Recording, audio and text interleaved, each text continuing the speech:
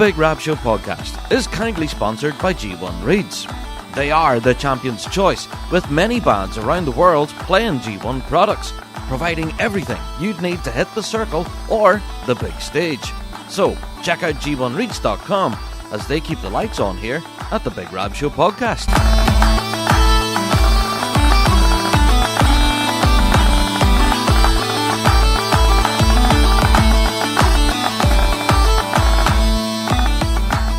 Hello there, everyone, and welcome to another Big Rab Show podcast. Oh, yes, we're about to get into it. On this week's show, we're going to do a full season preview, grade by grade, band by band. Oh, it's going to be a good episode this week, I think.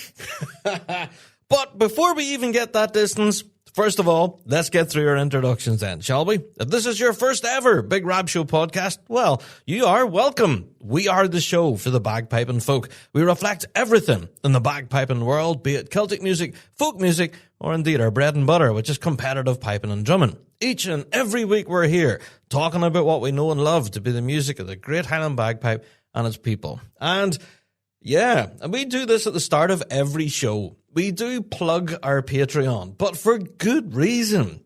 Now, every other podcast that I listen to under the sun, yeah, they all seem to have Patreon accounts. You know, they have that exclusive little back room for fans of the show that they can offer additional extras. And that's what we do here in the Rab Show. Yeah, we have a special little group over there that we call the Patreon faithful who have clicked on that button of support. And as a result, they get their mitts on loads of juicy extras that never see the light of day. We have episodes of Big Rab Show Plus. We have our monthly Fly on the Wall documentary series, which we're filming. That's a lot of fun to put together, by the way. A lot of that, I'm very glad, will never see the light of day. Anyway, yeah, we have our weekly Fuse FM Ballymoney radio show. Last night's show was an absolute cracker. Man, a lot of good tunes played last night on Fuse. Yeah, all of that stuff is up there on our Patreon page. If you do want to go and check it out, there's a link in your show notes right now. Go and check it out. Big Rab Show on Patreon. Click on support and you will be immediately awesome. The Patreon faithful are awesome. The Patreon faithful are awesome. The Patreon faithful are awesome.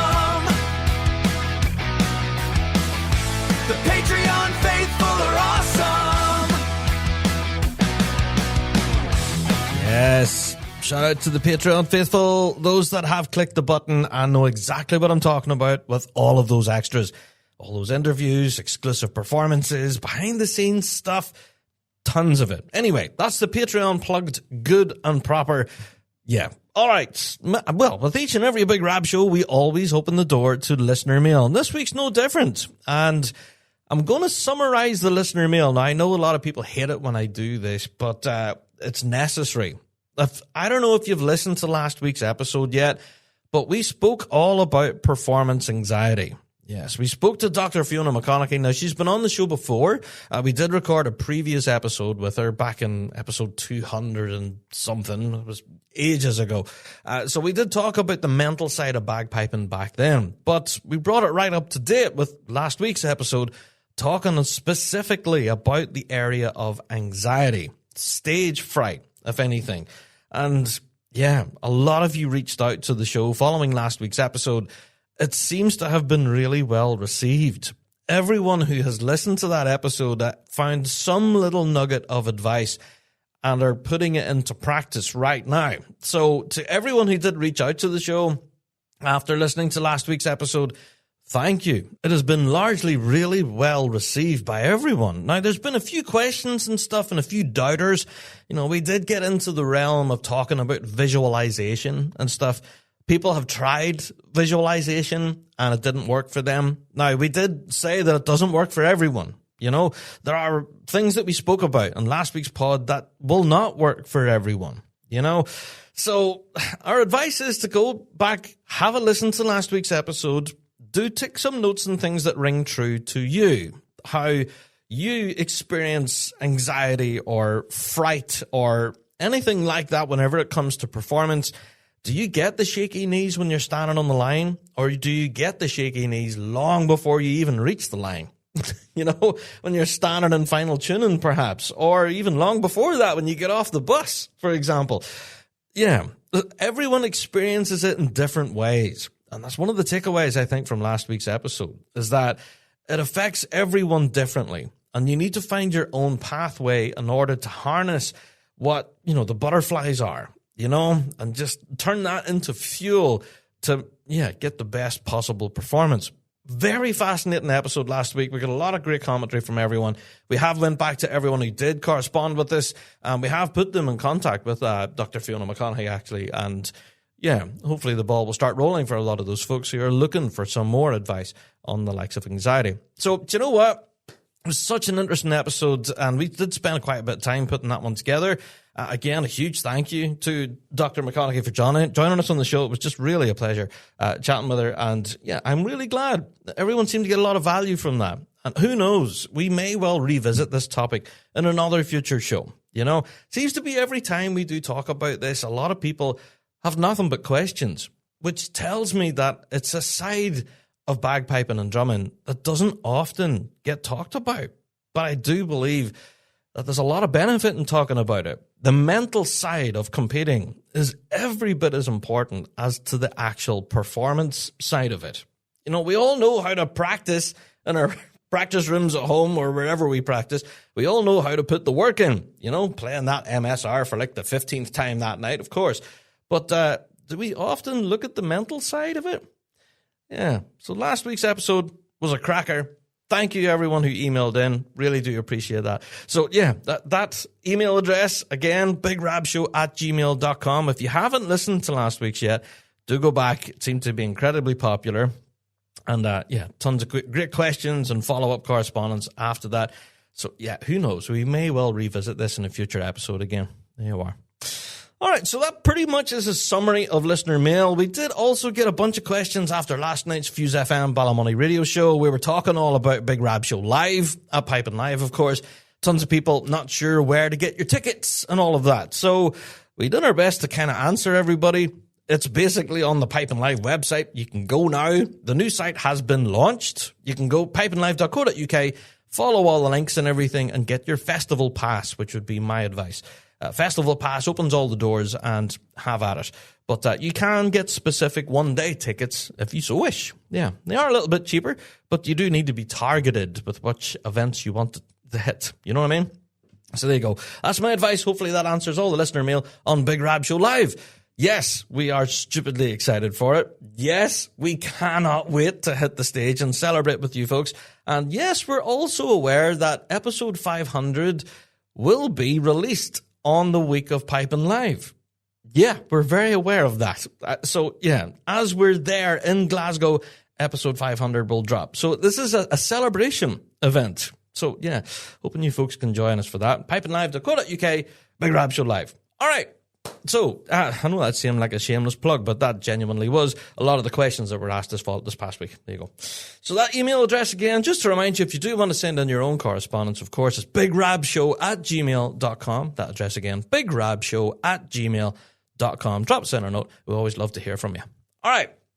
Well, you guessed it. At this point in the show, we always open the door to Weekly Drone. It's an opportunity for you out there in the bagpiping world to let us know your thoughts and feelings, warts and all, without fear of recrimination. It's completely anonymous. It's an open microphone to the bagpiping world, and sometimes that's a good thing, and sometimes not so much. So, JD, hold on a second. Yeah, JD has actually sent us in a voice note here before we get into Weekly Drone. Oh, JD, what are you doing to me, buddy? Oh! What's the story here? Is this the big JD show? JD, what's this voice note you've sent me, man? Let's press play on this. Hey, Rab. JD here. Hello. Just calling to give you a little voice note about an exciting event coming up. Ooh. This summer on June 5th and 6th, we have the 6th annual Scottish Performing Arts Classic here in Charleston, South Carolina. We've got 2 full days full of awesome, just world-class level Scottish music on Friday, June 5th, in the afternoon, starting around 1:30 p.m. at Society Hall in Charleston. We will kick off the event with the newly christened Angus Katie MacDonald Memorial Prize for Kyo Beg. The light music contest is going to feature 4 pipers: Angus John McCall coming over from Scotland, Bruce Gandy coming down from Canada, Derek Midgley from the U.S. in New Jersey, and Greg Wilson coming all the way around from New Zealand to play light music. And then that evening around 4:30, the Joseph MacDonald Memorial Prize for Pembroke will go on with the same 4 competitors. And our judge is going to be the incomparable Bob Worrall, the voice of the worlds, and of course your own Mr. Christmas. And then the next day, another full day of Celtic music. Early in the afternoon, around 1 p.m., will be a harp contest, the Princess Margaret of the Isles Memorial Prize for Clarsach. We will have Grace English, James Ruff, Rico Komura, and Chad McAnally. And then in the evening that same day will be the Dan R. MacDonald Memorial Prize for Fiddle with Louise Bichan, Shane Watson, Dave Gardner, and Paula Johannesson playing for that contest. So 2 full days of Scottish music, with the Friday being the bulk of the piping contest. And I am really excited to hear what these guys have put together. I know Bruce has been telling me about his light music is going to be very heavily informed by preparations for piping live, and some of the other competitors have been talking to me about what they're going to be playing. So a really awesome program. Anybody in the U.S. or not in the U.S., definitely consider coming down to Charleston for this event. There you go. JD, you worked in a shameless plug there, buddy. And for that, I'm going to give you a round of applause. Yes. Well done to JD for levering in a shameless plug. Love it, though. Yeah, if anything, we covered that event this past few years now. And, yeah, I'm excited for this next one, JD. It does sound class. Yeah. And, of course, with Mr. Christmas paying a visit as well. Yeah. Excellent stuff. So there you go, folks. We will be promoting that event, of course, in the next coming weeks and everything. So, yeah, do make sure that if you can attend it, that you do, because that does sound like one heck of a competition. Right, let's get into Weekly Drone. JD, no more room for plugs, mate. Give me a Weekly Drone, please. What's the first one for this week?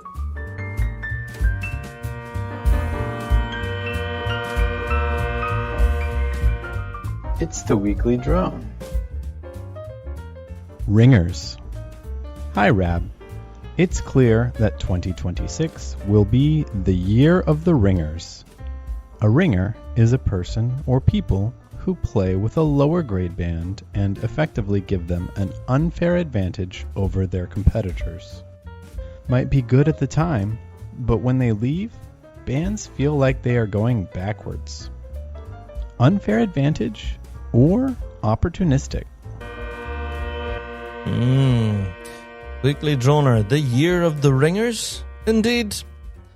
Now, I'm not sure about this, but there has been a few bands already that has hit the grass, and it's been noted that a few of our Grade 1 big gun players are playing in lower graded bands. So as for calling them ringers, no, I'm not convinced. A lot of these players will be playing with lower grade bands because, well, they're returning to their roots in some cases. You know, a lot of these guys that have been stretching their legs in the likes of Grade 1, Grade 2, for example, yeah, perhaps taking that step back down the grades and playing in their own local band, or what used to be their band that they started with, for example. Or perhaps they have other family playing there. There is a bunch of reasons why a lot of the top flight players would take that step back down the grades and play with their home band. Now, as to what those reasons are, I could ruminate about them here for hours on the show. And also, I'm going to sprinkle in a little argument here. Does one or two high-grade players make an entire band? Yeah, I don't know. There's an argument to be had there. Yeah, obviously with having higher graded players stepping down to a lower graded band does raise a few eyebrows and going, hold on, that woman there was playing in Grade 1 there last season. What are they doing now? right? So it does raise some eyebrows. But arguably, what that person could be doing is definitely paying it forward, passing on that experience, that wealth of knowledge, and helping grassroots piping and helping their own band to build. And yeah, who knows what the future holds? So I don't know. I'm all for it. And you know what I mean? I don't know. Calling them ringers sounds like such a disparaging term. In the year of the ringer, I disagree with that. This is something that's happened for generations. Players get the opportunity to play in the dizzy heights of the top flight. They go and they play for, X amount of seasons, and then they've had enough, and they're like, right, okay, I've been in the pressure cooker for too long. I want to come home. I want to play in my home band. I want to play some tunes and possibly help with tuition, setting sound, maintenance issues, all that sort of stuff that they learned from their time in that top flight. And it can really pay dividends, paying it forward. So is it being a ringer? I don't know. That's quite a negative term. I just don't know if that, pardon the pun, if that rings true here. There you go. Thank you, Weekly Droner. I politely disagree. Yeah, but hey, there could be those of you out there that do agree. Yeah. All right, JD, we have another one here. Get me out of the hole, buddy.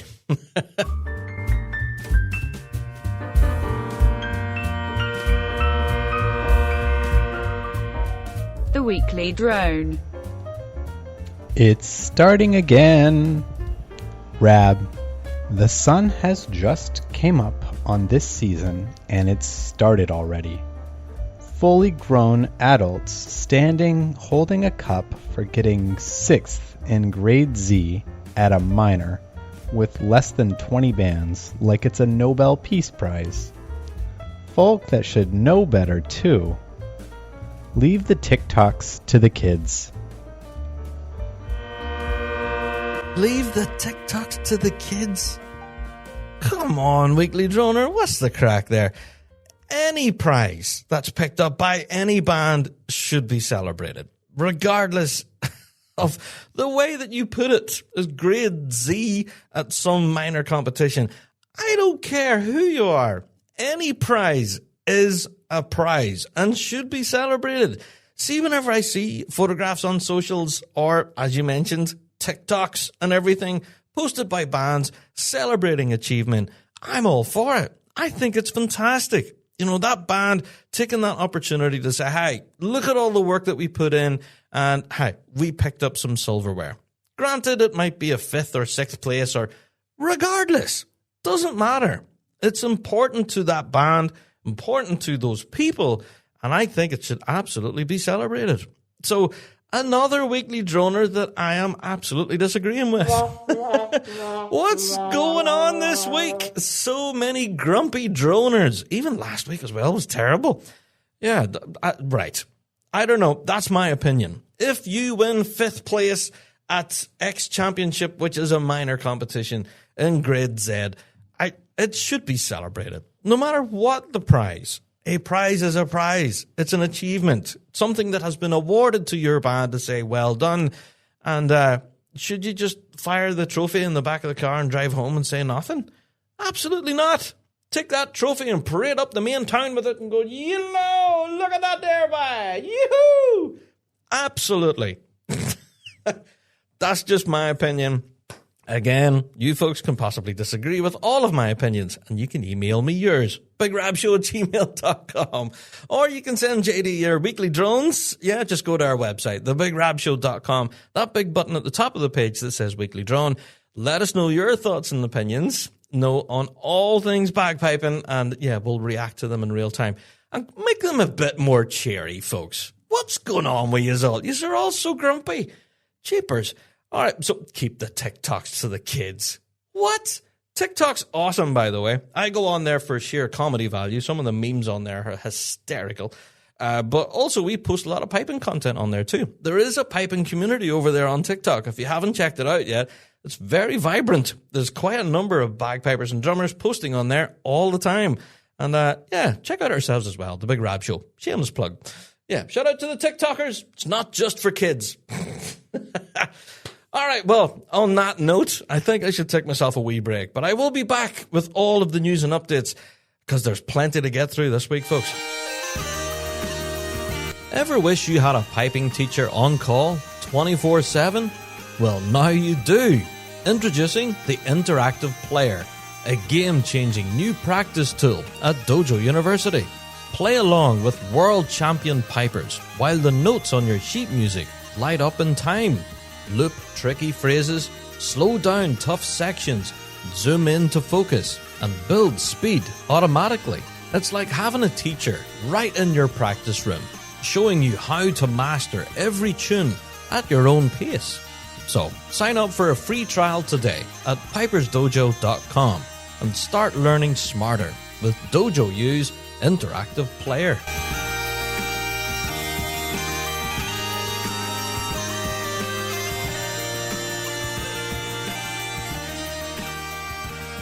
Okay, time for the news and updates. And yeah, folks, as you might have guessed, given all of the piping action over this past weekend and everything else that's been happening in the scene this past week, we have got so much to get through, and I'm going to do my best to cover it all. However, there will be stuff that will hit the cutting room floor, so if there is anything that I do neglect to mention on this week's show, please do email us in bigrabshow@gmail.com, and we'll do our best to feature it in next week's episode, and we'll catch up, okay? First of all, we have to talk about all the action that took place in Donabate, County Dublin, for the Leinster Championships. I can't tell you just how good of an event this was. Now, I knew the venue was going to be good. I know a lot of people had told me about Newbridge House and the venue and just how large it is. And I really didn't get a full appreciation for it until I'd actually seen it firsthand. Now, I did know that a previous All-Ireland Championships had been held there, and to great success. Everyone really loved it. And I was dead excited to head to the Leinster Championships as a result whenever I heard the venue. So, yeah, it did not disappoint. Can I say that? Yeah, and congratulations to the IPBA and to the Leinster branch in particular, who ran such a smashing event. Just absolutely brilliant. Everything was catered for, the parking, the toilet facilities, I know, Portaloo review, and just everything. It just ran like absolute clockwork. And considering that this was the first one of the season, yeah, it absolutely hit the ground running. So well done to everyone involved in the organising team. Such a great event.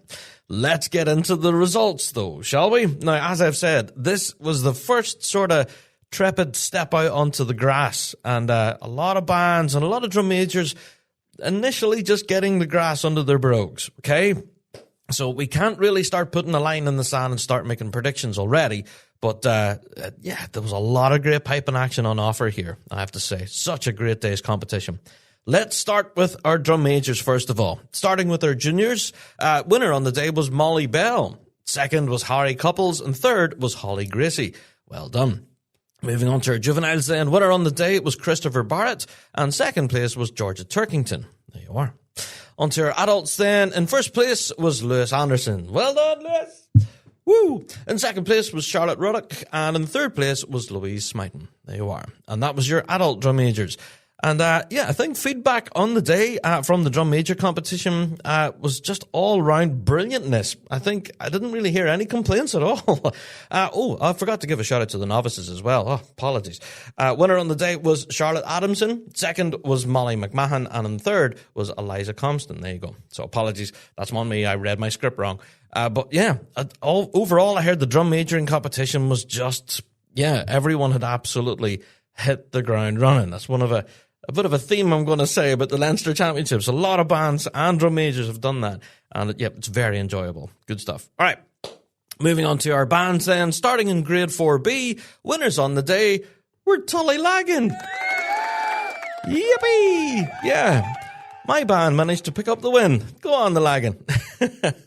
Good stuff. In second place was the City of Limerick. Yeah, great run from them. And in third place was the Ballingeary Pipe Bands. Yeah. Best drums on the day went to the City of Limerick as well. Yeah, so not a bad run. So yeah, very competitive grades, very enjoyable day. Just tons of good music being played there in 4B. Anyway, I'll talk more about 4B as the show goes on in this week's season preview. Anyway, we have now officially given it a nickname. I'm not going to spoil it. That's in this week's topic, but we've given grade 4B a nickname. Let's move on. Grade 4A at the Leinster Championships, winner on the day was Money Gore. Yes. In second place was Carrigaline, and in third place was Grancha. Yeah. Drumming on the day went to Moneygore. Yeah. Quite a convincing win from Moneygore, actually sounding really strong. Had I listened to them outside the circle, fortunately didn't get to hear them inside, but just absolutely stellar. Well done, Moneygore. Moving on to Grade 3B then, winners on the day were Black Raven, and Black Raven were kind of a star attraction on the day. So many people had surrounded Black Raven Pipe Band to hear them play, and they actually done something really quite touching. I haven't seen any other band do this. They'd finished their competitive set, right? And then they all stood in the ring. Normally you would see a band reform ranks and march out. Well, Black Raven didn't. They stood there. They continued standing in their circle. And on came all the rest of their learners. Yeah, a bunch of people who had been going through the tuition system there at Black Raven. A lot of young kids, youngsters that have never played in the band before, all came running onto the arena to join them. They formed up into their ranks then after that. They reformed ranks, and the band marched out playing a tune with all of the youngsters accompanying them. Now that was such a cool moment, and I have to give a round of applause to the Black Raven. Coolest moment of the day, quite possibly, right there. And yet the cheer that they got from the crowd was something else. Seeing all those youngsters accompany the band marching out of the arena, a very cool moment. Shout out to the Black Raven. Yeah. In second place in 3B was Down Pipes and Drums, and I'm suitably impressed by Down, if anything, particularly with their drumming. Well, if anything, looking at the results here, yes, they lifted the drumming on 3B that day as well, so there, well done, Down. In third place then was Carrigaline. There you are. Moving on to Grade 3A, there was only one band competing in there, and that was Down Pipes and Drums. There you are, well done, Down. Moving on to Grade 2, there was only the one Grade 2 band on the day, and they played twice. They played their medley and their MSR set, and shout out to St. Joseph's.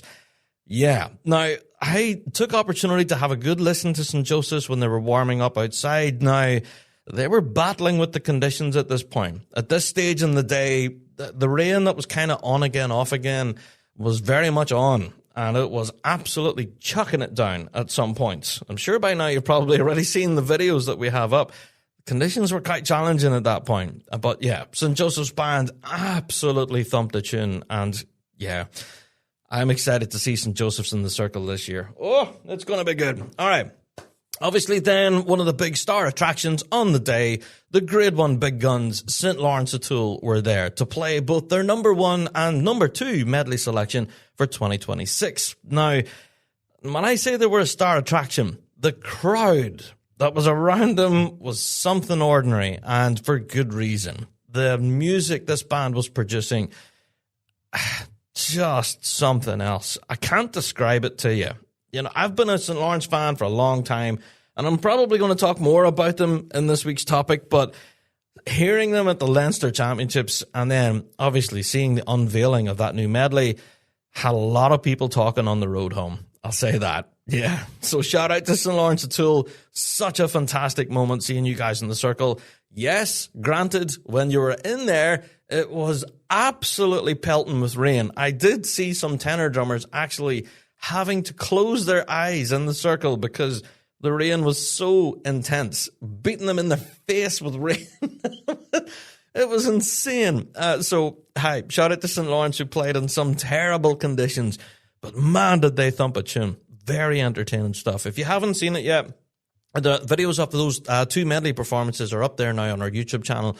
Go and have a watch at it, and you can see for yourself the awful conditions that they played in. Shout out to Adrian, by the way, from the Big Rab Show team who filmed those and who had to stand in that without a brolly, without a cape on, anything. Because whenever he started filming, of course, it was great, you know, sun shining.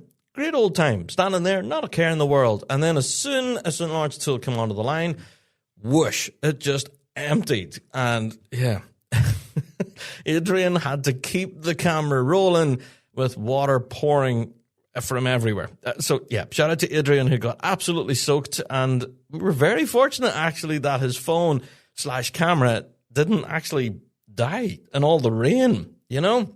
That could have been a thing, but didn't happen. So yeah, as much as the band battled the elements, Adrian did as well. So hats off to you, Adrian. You're going to get a yay. Well done, Adrian. All right. Go and check that video. It's up there now on our YouTube channel. But yeah, full congratulations to everyone at the Leinster Championships. Do you know what? I'm excited for next year. I'm hoping that this event will continue to build for bigger and better things. And bands should certainly check this one out. You know, it's a good early season run out on the grass. And I would urge anyone who's ever considered playing at it to certainly go and have a look at it. It's a great event. So shout out to the Leinster branch and to the IPBA. What a fantastic event. And I'm looking forward to the next one. Right. Okay, well, speaking of next ones, what competitions do we have on the horizon? Well, this weekend sees the start of the UK season good and proper. Now, I know we've already had a few events here and there. There's been little danders out on the grass, and just like that one I just mentioned, with the Leinster Championships and all of that, yes, and we've had Gurrick and that earlier as well. There's been a few events, you know, like indoors and quartets and whatnot. But here we are. The start officially of the UK season starts this weekend. Yeah, it's the first minor competition ahead of the first major, which, we're going to be previewing on next week's show. All right, we're going to get into it. But let's talk about the two minor competitions we have this weekend to launch our season. First of all, bringing it close to home here in Northern Ireland, we have the County Fermanagh Championships. This is taking place in Irvinstown, and just wanted to remind everyone, it's in Irvinstown, okay, not in Enniskillen. There was a lot of people texting into Fuse last night saying, no, Rab, it's in Enniskillen. No, absolutely not. It's not in Enniskillen. It's in Irvinstown. If you go to Enniskillen, you'll find that it's a building site right now. Where the competition normally is completely under redevelopment, and you'll have nowhere to park because there'll be diggers and cement mixers and all sorts of craziness. You need to continue driving. Go to Irvinstown. That's where the competition is. All right, let's get into the draw then, shall we? I think we've already briefly looked at this, but we're going to do it again in detail. Starting with 4B with 5 bands in there. Yeah, 4A has 9 bands in there. Grade 3B has 4. Grade 3A has 10. Big grade on the day, that one.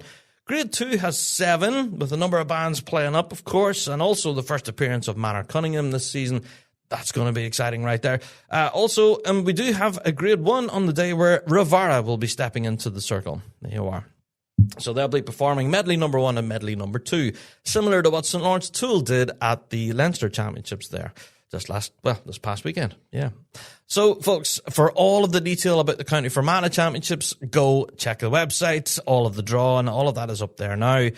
Go and have a look at it. Also, all of your draw for your drum majors are up there as well. Your novice, junior, juvenile, and adults. I could just about read my script. They're all up there. I have to give a mention to the junior grade, by the way, that has to run 4 heats for the juniors because there's so many of them, which is brilliant to see, by the way. Yeah, so it's great. You know, the drum majoring world is thriving, and there's going to be a great showcase of that at the County Fermanagh Championships this weekend. It's going to be an exciting weekend, folks. All right, moving on. Let's talk about Dollar. Now, we've already spoke before about this on a previous Rab show. We're just going to briefly run through it. The draw has been published thanks to the Dundee, Perth and Angus branch. And yeah, all eyes are on Dollar Academy this weekend. Yeah. Starting with Novice Juvenile B, we have 10 bands in there. Novice A has 7. Grade 4B has 8, so quite a modest 4B. Yeah, but still quite a number of bands in there at the same time. Good entry there.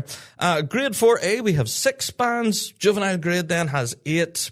Grade 3 then, 14. That's fun right there. That's the word I want to use. Fun. Okay, moving on. Grade 2, the ridiculous grade. We have 11 bands in there. And then we do have a grade 1 on the day, actually, with 8 bands in there in total. Number of bands, again, stretching their legs in grade 1, playing up. But we do have some of our usual grade 1 big guns in there, stretching their legs also. Grade 1 is consisting of Denny and Dunnypace, Johnstone, Coolburn, IOR, Scottish Power, Field Marshal Montgomery, Shots and Dykehead, Caledonia, People's Ford, Boghall and Bathgate, Caledonia, and Police Scotland, Fife. There you are. Yeah, and drum majoring action, we have juvenile section and an adult section, and it isn't as large as the County Fermanagh Championships, but still going to be equally very competitive, and I'm keen to follow the results of the drum majoring action as well. Again, for full information, go and check out the Dundee, Perth and Angus branch. That draw has been published. Go and have a look at it. And no doubt we'll be covering everything that happened at Dollar this upcoming weekend. That's going to be exciting right there. So that's your draw for Fermanagh and for Dollar. Right. I am very aware at the point of me recording this that the draw for the European Championships has just been published. Oh, baby! Yeah, it has. And I have not yet clicked the button. I have resisted all temptation again in hitting the button, and I'm going to react to it in real time with you folks listening right now. Now, whether that's a good thing or not, I don't know. Let me put this on my second screen here so the writing's a bit bigger because my eyesight's going in my old age. There we go. Right. Let me see. European Championships. Click here. All right. And there's the draw. There's the draw. Oh, wow. Oh. Right. I'm not going to swear, but this is what happens when I don't edit this thing. Right. This is in real time, folks. I'm looking at the draw. You can as well for the European Championships. rspba.org literally has just been published today at the point of me recording this. So let's go through it. I'm just going to give you my initial reaction. And then, of course, we will be doing a full season preview, a full preview of the Europeans as we get closer to it. All right. So first impressions, Novice Juvenile B, 18 bands in here. Wow. That's a huge Novice B grade. That's fantastic. Excellent start. Oh, this is promising. Moving on. Novice A then, 12. 12 bands in Novice A. Right. Oh, man, this is exciting. Look at all these bands. Right. I get it that the Euros are later in the season. And, as we get closer to the Worlds, perhaps the numbers will increase. And that's what we're seeing here. Oh, man. All right, let's move on. That's Novice A. It's 12 bands. Brilliant. Moving on. Grade 4B. Ooh, 18. All right, that's respectable. That is respectable in there. I'm not going to start reading names and who's playing and all that kind of stuff. So, yeah, not going to get into it just yet. But, grade 4B, 18. That's good for a major. All right. Grade 4A. Slightly less. We've 12 bands in here for 4A. Okay. All right. That's a bit less than I would have thought, for a major championship for 12 at 4A. Fair enough, though. Fair enough. Okay. Let's move on. Juvenile 6. Okay. That's about average for the juvenile grade. Yes, I think we have our usual 6 in there for juvenile. Okay. Not mentioning names, but you know who they are. Moving on. Grade 3B. Oh, 17. Wow. Okay. European Championships, you have redeemed yourself. Wow. 17. Oh, and there's some big names in there. Oh, there's a name in there. I want this. Oh, there's a couple of names in there I want to see. Right. Stop it. You're not getting into names just yet. That will be in a future episode. Moving on. Grade 3A. 16 in there in 3A. Okay. And again, I'm seeing some big names jump out. Oh, man. Okay. All right. Well, so for 3B with 17, 3A with 16, that's respectable. It is. It's about on average, I would say, for a major championship. It's not magic. It's not terrible. It's about right, I would say. Moving on. What about the ridiculous grade? Come on, don't disappoint. Ridiculous grade number, grade 2. 12. 12 bands. Okay. All right. Yeah. And I'm just very briefly looking at the names. Interesting. Yeah, grade 2. 12 bands. Again, not great, not terrible either. Just about right, I would say. Interesting. All right, let's move on to grade 1. Have we got our usual? Yeah, we do. Let's have a look here. 8 bands in total. Grade 1, we have the Field Marshal, the Federation, Shots, Inverary, St. Lawrence O'Toole, Boggies, Scottish Power, and Fife. There you go. So, yeah, okay. We don't have any Rivara in there. Is my first initial impression. That would make up our 9 then, wouldn't it? Yeah, so Rivara aren't travelling to the Euros. That's the first name I noticed there, weren't included there. Okay. But do you know what? Out of those 8 bands, we're going to be thoroughly entertained. That's going to be competitive right there. And yeah, a shame that we're not going to see Rivara in the mix there for the Euros. But hey, you can't travel to every single one. given the current financial climate. We've spoke about this in previous Big Rab shows, haven't we? So there you go. Euros for grade 1, respectable. We have 8 bands in there. Excellent. All right, let's have a look at our drum majors. For our juniors, first of all, we have 3 heats for the juniors. Okay, fair enough. That's about right for a major. Looking at our juveniles, we have 3 heats for the juveniles.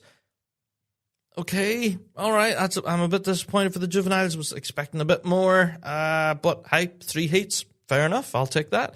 Moving on to our adult grades, 3 heats for the adults as well. Okay.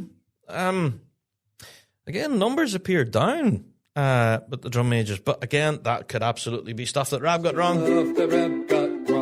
It could be, but for a major championship, you expect numbers to kind of jump. But whenever I was mentioning the County Fermanagh championships and the amount of people involved there, and then you look at this as a major championship, it's a big difference, isn't it? But hey, still doesn't make it any less competitive, I'm going to argue. Yeah, so 3 heats for the juniors, 3 for the juveniles, 3 for the adults. Makes it simple, doesn't it? For us pundits out there watching it all. But yeah, good luck to all of our competing drum majors. Yeah. Okay, so overall impressions of the draw for the Euros, quite healthy, actually. In the lower grades especially. Grade 4B with 18, that's not bad. Not bad at all. I'm a little bit disappointed. I would have hoped to have seen a little more within 3B and 3A. Perhaps a few other names in the mix there would have been cool. And the bump in numbers, there's a major after all. But, hey, I completely get it. As we mentioned, attending every major championship can be a challenge, especially financially. And a lot of bands would possibly not attend these events as a result of finance. That's plain and simple. So, yeah, it's disappointing not to see Ravara as one of the names that I've definitely picked up on here for grade 1. So that is disappointing. But, would have been brilliant to see them in there juking it out and thumping a big tune with everyone else. But, hey, completely understand if that band decided not to hit the circle for financial reasons or for any other reason, Bands, they have to do what they can to keep their band on the road. So, yeah, there you are. So, folks, I would love to know your thoughts on the draw for the Euros. Now, I haven't got into all the bands in every grade. That will be in a future podcast where we will be doing a European Championships preview.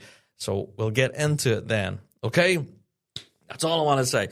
All right, I'm going to very briefly mention, speaking of competitions over this past weekend, I have to give a shout out to the Victoria Games. Yes, the Victoria Games held in British Columbia and Canada. We were treated to some amazing music, I have to say. We've done our best to kind of share those out wherever we've caught them. Of course, we've shared out the performances that we've caught from the mighty Simon Fraser University, who were there at grade 1 over the weekend, and man, did they play a tune. Go and have a look at their Lord Alexander Kennedy MSR. Oh, that was something special, but yeah, go and have a watch at it. Very entertaining. Also, I have to give a mention to Grayland Crossing as well. Really had a really strong weekend, winning both the medley and the MSR competition, lifting it all overall, and they lifted the drumming as well in grade 3, so shout out to Grayland Crossing. Really good showing there. Yeah, as for grade 4, I think winner overall at the weekend was the Greater Victoria Police. Now, I haven't actually managed to get a listen to any of that yet, so that's on me. But apparently they won their MSR competition quite convincingly with ones right across the board. Yeah, the medley competition went to the Robert Malcolm Memorial, and they picked up second spot overall then on the day. So, yeah, again, a lot of fierce competition there in grade 4. Very entertaining stuff. As for grade 5 on the day, yeah, winners overall were Capital City. Yes, they picked up the medley competition and they came second in the MSR behind the Robert Malcolm Memorial in grade 5. So there you are. That was their overall champions in grade 5, Capital City. Overall, I think it was quite a blistering event. There's tons of great solo bagpiping on offer from this as well. The Victoria Highland Games was one that kind of flew under my radar, if I'm honest. I didn't mention it in last week's show because, frankly, I didn't have it in my show notes, so that's on me. Apologies to everyone who was there in British Columbia over the weekend and thumped out a big tune. We did get a number of selfies, actually, from that, so thank you to those who sent them in. And, yeah, shout out to the Simon Fraser University, one of the star attractions on the day. And going by that medley perform, and particularly the Lord Alec MSR, man, I don't know. I love a good MSR sometimes, but whenever an MSR gives you the goosebumps, as soon as they hit that opener, oh man, Go and have a listen. Simon Fraser University are absolutely cooking at the moment, and yeah, that MSR really did. It did it for me. Yeah, it gave me the old goosebumps. There was a notice that was published by the PBBSO. I could just about say that. Yeah, Pipers and Pipe Band Society of Ontario. They put out a notice to all of their competitive bands to be aware about your band passes. Apparently, passes have been issued out to all registered bands. And, to please make sure that you've got them all. Yeah, they were mailed out on May 12th, and your number has been published on the website to make sure that you've got them all. Yeah, and again, a reminder that you need to be a registered band, registered member, all that sort of stuff. And these passes, the band passes for these events, are non-transferable. And any misuse of band passes will result in disciplinary action. Oh! Now, as to what that disciplinary action is, I have no idea. But if you have got a band pass, yeah, that's for you and your band only. You can't hand it to your mate and get them free entry. I think that's what that means. All right. So there you go. Just wanted to give that a shout out on the show. Please be aware, the PBBSO has published that on their website about band passes. There you are. All right, let's move on. Another little news story dropped just today, actually, the point of me recording this. The National Youth Pipe Band of Scotland have now opened their doors for applications. Yes, now this rolls round every year, and the wealth of applications that the National Youth Band get, kind of crazy. Make your head spin, to be honest. I am now letting you know in good time, because applications close for the National Youth Band on the 24th of July. Okay, so you do have a little bit of time to get all your stuff together. Now, all of the details, including how you can apply, playing requirements, your audition, all of that stuff, it's all available on the nypbs.co.uk/join. Okay, now they're encouraging pipers and drummers of all abilities from age 10 to 25. If you want to join the National Youth Pipe Band of Scotland, now is your chance. As I've said, applications close 24th of July, and late applications will not be accepted. They are.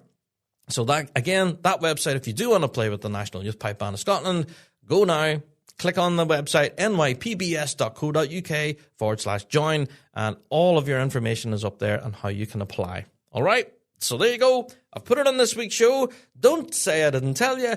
If you are interested in playing in the National Youth Pipe Band of Scotland, the door's now open. Okay, I'm going to very quickly mention about a band from Perth in Australia that you might be familiar with. Yeah, Perth Metro Pipe Band. Yeah, apparently their Grade 4 band is now looking for a brand new pipe major.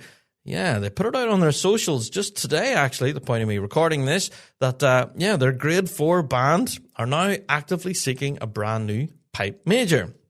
Yeah, now as to what exactly happened to their previous pipe major, no idea. The statement didn't say that, but it did say all the points of contact and how you can actually apply for the job. Now, it says whether you're experienced or whether you are an emerging leader.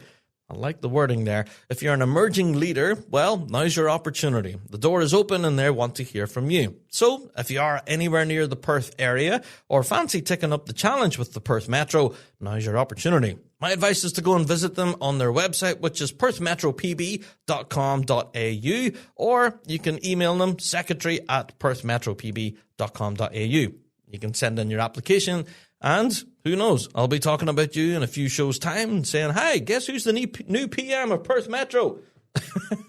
Good stuff. But, best of luck on the pipe major search. That can be a challenging thing. Pipe major role is not an easy one. But, wishing everyone there at Perth Metro best wishes in the search for a new PM for your Grade 4 band. Okay, I have to give a massive shout out to the County Armagh drum major class, who are currently, right now, all running about in California. Yeah, and for anyone who's been following them on social media, you'll have seen the crazy busy weekend that they had. They were competing in Donabate in the Leinster Championship, and then pretty much the very next day, they were jumping on an airplane flying to California. Yeah, they're going over there to compete in the Costa Mesa Games, and they've been keeping us updated on all of their adventures. Whenever they've arrived in California, they've even had a bit of a walk around Santa Monica Pier and everything. Very cool. So shout out to everyone there at the County Armagh Drum Major class. We hope you have the best possible time at the Costa Mesa Games. And have fun drum majoring in California in the sunshine. Yeah. So for anyone who is going to Costa Mesa this weekend, actually, shout out to all of you. Do pay particular attention to the County Armagh folks. And if you can, grab a Big Rab Show selfie with them. We'd love to see it. So send it in to us. If you do manage to find any of the drum majors, then say, hey, we need a Rab Show selfie. The Costa Mesa Games this weekend, it's going to be quite a big competition. As much as we're launching things here in the UK, Costa Mesa is honestly one of the ones that's on my bucket list. Yeah. Not only because of the venue, I've been told it's quite iconic, but also the weather conditions as well, playing in actual sunshine. Yeah. There's a photograph of the County Armagh Drum Major class, actually, on Santa Monica Pier. And do you know the thing I noticed? They're all wearing sunglasses. They're all wearing sunglasses. What's that big shiny thing in the sky? Oh, my word. Yeah, they're obviously having the time of their lives. So shout out to everyone there. County Armagh Drum Major class. I'm very excited to see you at the Costa Mesa Games in California this weekend. Have a good time and enjoy the competition. And to anyone else who is competing this weekend in Costa Mesa, have a good tune.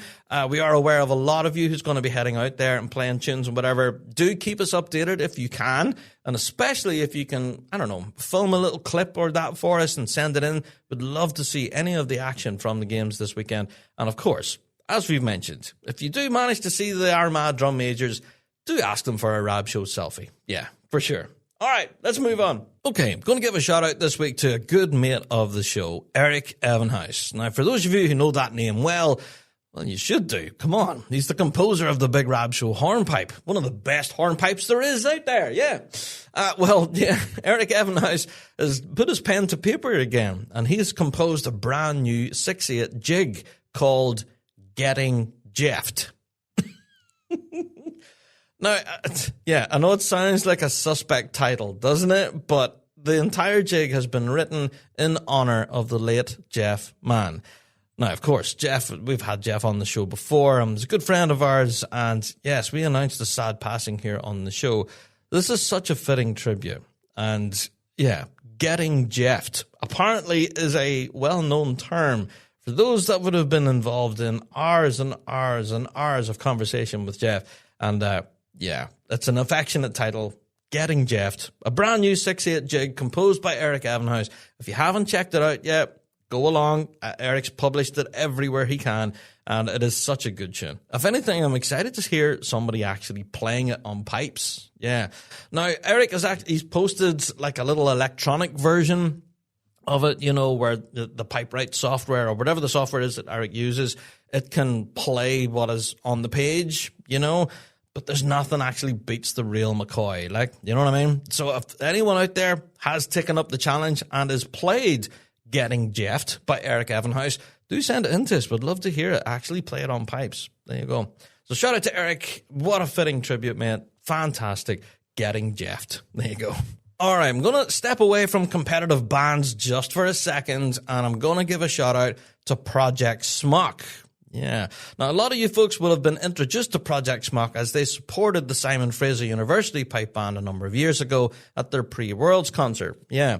Now, they are absolutely one of the powerhouses of Celtic and folk music. And, of course, with Ali Levac, come on, these folks can definitely thump a tune. If you haven't seen Project Smock yet, don't know where you've been, but they have announced a huge tour with dates aplenty. Just wanted to give it a big shout out. Starts on June 19th and rolls all the way through to November 21st, and they take in locations basically everywhere. So there's no excuse not to go and see Project Smock this year. Yeah, so go along to their website, projectsmock.com, and their exciting 2026 tour announcement. Dates everywhere. There's too many for me to mention here, honestly. There's quite a list. Shout out to Project Smock. For fans who have been waiting to see them, well, the wait is over. You now have the list of dates. Get them in your diary. Go and see Project Smock in action, and you can thank us later. There you go. Okay, I'm going to very quickly mention a news story that drummers should definitely be aware of. Now, you might have remembered back in last year, one of our nominees for Best New Product or Innovation was the Russell Esler Backpack, otherwise known as the Red Backpack. Yeah, this backpack is honestly so heavily engineered for drummers. It's absolutely brilliant. It's a genius way to carry all the stuff you need as a competitive drummer, right? Your pad, your sticks, your tuning keys, all your spare parts. Even has a sleeve in there for a laptop, place for your headphones, thing for your water bottle, your practice pad stand, if you have one, one of those tripod stands. These backpacks are brilliant. Now, the reason we're giving them a shout out this week on the show is, well, there's been a really fancy new design of the backpack. Now, as far as I'm aware, it's a cosmetic redesign. All it is kind of a change of color scheme. The backpack itself functionally still remains the same. So all the previous amazing function that this backpack did have still is there, but it now looks completely different. Yeah, this one is known as the Red Backpack White. Yeah, now this one is white and red with black all through it, and it looks as if it's been graffitied over. It's very, very cool. Right, now I'm going to use that word in inverted commas. I'm very aware of my age, and I should not be using the word cool, but it is. It's kind of street smart. So for anyone who's into their fashion, this could definitely be an addition for those fashionable drummers out there. Perhaps that didn't like the plain black, case and everything. Well, here you go. Here's a bit of a flashier one. So go and check out the white one that's now available on the russellesler.com. And we now have options, color options. And go and check out the white backpack. Excellent. Okay, now I love a good shameless plug here on the show, don't I? That's all I ever seem to do. But yes, I have another shameless plug for you. Shout out to the City of Angels pipe band. They present Impact. I love that. The press release is, join us for an unforgettable afternoon of live Celtic music, dance, and so much more in the heart of downtown Los Angeles. Oh, man, that sounds so cool. All right, this is all happening on August 1st from 2 p.m. to 4 p.m. at Zipper Hall in the Colburn School. Yes, this is on Grand Avenue in Los Angeles. Now, for full information on everything to do with this event, my advice is to go along to the City of Angels Pipe Band on their socials. Everything to do with ticketing information and where to, check out more information about the Ceilidh. All of that stuff is all available on the City of Angels Pipe Band socials. So, Impact. I love that. That's such, very cool branding, by the way. Shout out to the City of Angels. I don't know. Their branding work is just fantastic. I'm a real sucker for production value. The City of Angels absolutely nail it each time. So here you go. Impact, which is happening August 1st, Zipper Hall at the Colburn School there. Go and check out their socials for full information about this upcoming event. That's exciting right there. Okay, a few more things I want to briefly mention here, a bit of close-to-home news, I guess.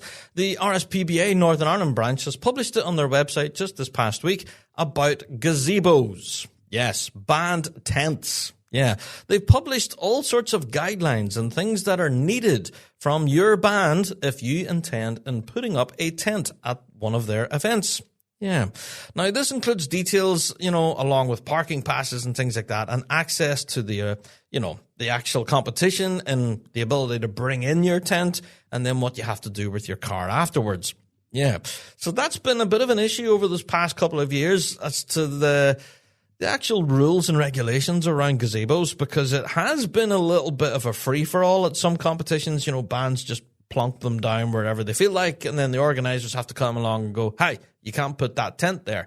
There are rules and guidelines, and there's all sorts of rules and regulations around public liability insurance. Yeah, sometimes these gazebos can fly away in the wind, let's say, and if anyone was to get injured by a flyaway gazebo, well, that has all sorts of really bad repercussions, I guess. So, guidelines and all of that on gazebos for the Northern Ireland branch have been posted on their website. If your band do have an intention of bringing a gazebo with them to any of the Northern Ireland events, my advice is to go along, check out the RSPBA NI website. All the details are up there. And along with all of the terms and conditions, everything that you need to adhere to in order to pitch a band gazebo. There you are. It makes for interesting reading, but it is stuff like this that helps an event run smoothly. And it's really interesting to see that this has actually been posted publicly. All of their terms and conditions, you know, how you can actually physically bring your tent in, set it up, and then what you do with your motor afterwards, and what your tent should, you know, be, you know, how secure it should be, and all that kind of stuff. It's very interesting. Go along, have a read at it. Even if you're anyways curious about band gazebos and their construction, go along and have a look at it. But especially if your band has any intention of bringing a gazebo to a contest, you need to have a look at this page, and you also need to apply. Yeah, there is an application pack that you need to complete to bring your tent to an event. There you are. Just wanted to throw that in there. We also got an announcement throughout the week for one of the dates that we had that was TBC. We've now had confirmation that on the 18th of July, we are heading to the Antrim and Newton Abbey Championships in Antrim Castle Gardens. That deserves a yay right there. So, yeah, I think the rumors for this event were rife. I think everyone sort of had half an idea this is where it could be. Well, here it is. It's now been confirmed. And I know, this is May, and we're heading to Fermanagh to start the season. And I believe there's still dates on our calendar that are still TBC.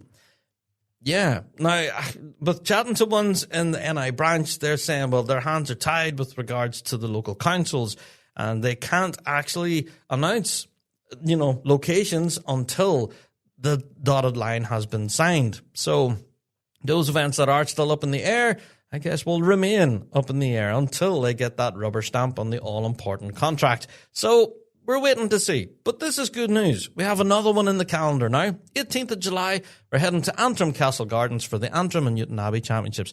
There you are. Full details of that, all of that is up on the RSPBA NI website. There you go. Seems to be I'm doing nothing but plug RSPBA NI stuff. I just wanted to briefly mention that the draw for the Mid-Ulster Championships has also now been published. We mentioned it last week that it had been drawn but not yet published. Well, that information is now up on the website. So just wanted to mention that too. Those heading to Cookstown for the Mid-Ulsters on the 6th of June, that detail is now on their website right now. There you are. Okay, so before we fly into this week's topic of the week, I did want to give a huge shout out this week to the 70th Fraser Highlanders and their fundraising efforts. Yes, I don't know if you've managed to see this, but the 70th Fraser Highlanders, as you know, are going to be doing their pre-Worlds concert, True North Strong. Well, they now have an online fundraiser to help pay for the actual recording of it. Yeah, now we've seen this been done a number of times. I think actually People's Forward, Bogon and Bathgate done it for Caberfy, and a bunch of other bands done the same. Yeah, online crowdfunding efforts can really help. And, recording a pipe band concert is not cheap, especially when you want to do it professionally and actually release it as a proper album. Well, as you can see, the intention by the 70th is to do exactly that, and they need your help. If you are anyway curious, do head along to the 70th Fraser Highlanders on their socials, where they have published links and everything to their crowdfunder. And, I, for one, am really hopeful that they do manage to raise enough money to record this, because I have no doubt that this will be a moment in history. Yeah. We have an actual statement here from Michael Gray. He said, this campaign will help us create a professional recording that captures the spirit while easing some of the financial burden carried by our members as we present Canada on the world stage. Love that. So, yeah, we've reported on this before. Everyone loves to have recordings of concerts and stuff, but the making of that recording is an expensive business. And for the band to actually shoulder that financial burden, it can add up. Yeah. So we've seen that online fundraisers are and can be successful. And I have to give a shout out to some of the tiers that are available. You know, if you donate like 10 quid, 20 quid, 40 quid, 50 quid, whatever, they're all different steps on the ladder, and for each step up the ladder you get, the more cool things you get, and some of the cool things are kind of awesome.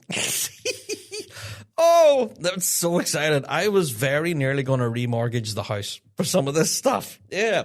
If you donate $25, you will get a commemorative 78th pin. Now, that's cool. All right. And also, you get a heartfelt thanks for the project. There you go. Also, if you donate $50, you'll get a concert poster edition. That's kind of cool. If you donate $100, you get a signed supporter package. Well, I'm not sure what is in the package per se, but I think you get a limited True North Strong concert poster. That's part of it. Anyway, you get the idea. The further up the chain you go in your donation, well, yeah, the more bang you get for your buck. I think the top tier here is 2,500 Canadian dollars, right? $2,500. If you have $2,500 laying around, best of luck to you. But do you know what you get for your money? Oh, no, this is exciting. You get private rehearsal access. Yeah, and you get a premium signed vinyl package. You get a personalized thank you from the band. You get your name on the record packaging. You get a signed poster. You get 2 complimentary seats at the band's Thursday pre-Worlds dinner. You get to go to dinner with the band. That's insane. But yeah, that's for $2,500 Canadian. So, man, if any of you donate that amount of money, fair play to you. But there you go. Just wanted to give you a shout and make you aware of the crowdfunder that the 70th Fraser Highlanders have.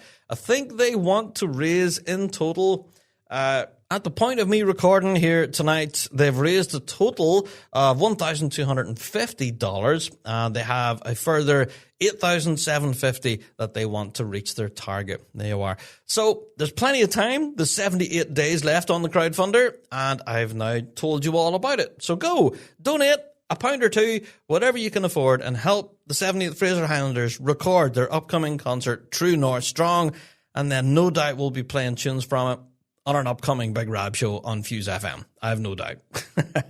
There you go. So go and check out the 70th Fraser Highlanders on their socials for all that detail for their ongoing crowdfunder. There you are. All right, folks, that's it for the news and updates. We're about to get into quite a juicy topic of the week where we get into the 2026 season. Yeah, we're going to go through it grade by grade, band by band. Why are we excited for this year, or are we even excited for this year? Well, I think it's time for me to go and get myself a big cup of tea. It's time for the topic of the week.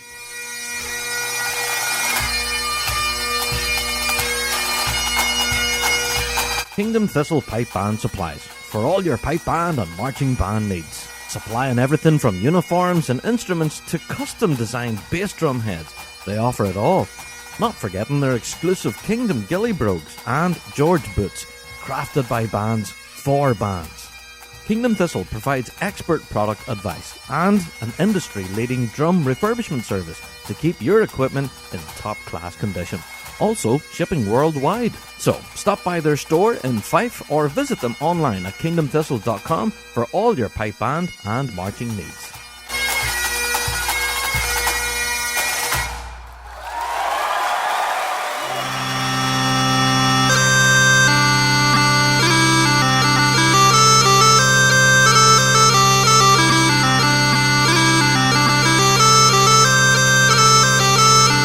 Marchify, the brand new home of Flam 5 drumming. Check out their brand new Strike bagpipe case, inspired by their colourful, popular and reliable Flam 5 drum cases. The Strike bagpipe case combines durability, style and practicality, protecting every movement.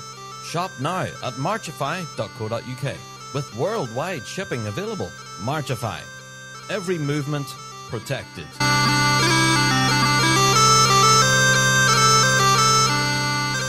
This is Project Smoke, and you're listening to the Big Rab Show. Yeah, there we go.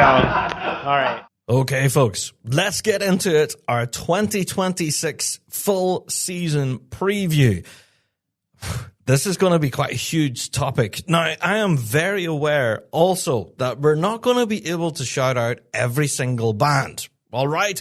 But what we are going to do is we're going to give you a bit of a flavor as to the reasons why we could be excited about each grade and all of that and the reasons behind it. Okay? So, yeah. So, as each and every time we do these each year, I do get listener mail to say, "Oh, Rab, you didn't shout out my band." Right, if I do neglect to mention your band, that is by omission, is by no means an exclusion. It just means that you're in along with a collection of other awesome bands that we are really excited to see. Okay? So I hope that is by way of a precursor. Now, ourselves and the Big Rab Show team have been chatting together about this incoming season as we've been planning our coverage for major championships, obviously, but also for our minor competitions as well. And we, as people talk about bands and stuff, we just talk about, well, who are we excited to see? There's so many names already in the mix of bands that we are just itching to see on the grass. And that's kind of what this season preview is. People that we're just dead keen to see.